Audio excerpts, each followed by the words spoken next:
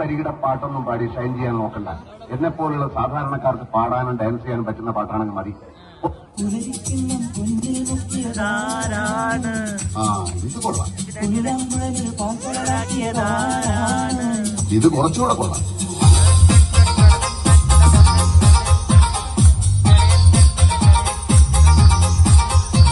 Okay, boss.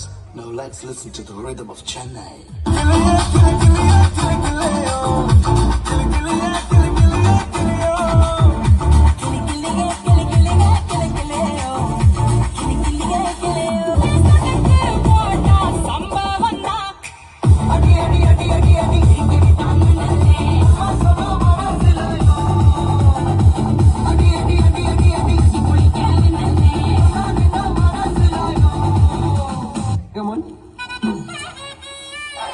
എന്നാ പിന്നെ ഞാൻ പൂക്കളിടണമെന്ന് വിളിക്കുന്നത്.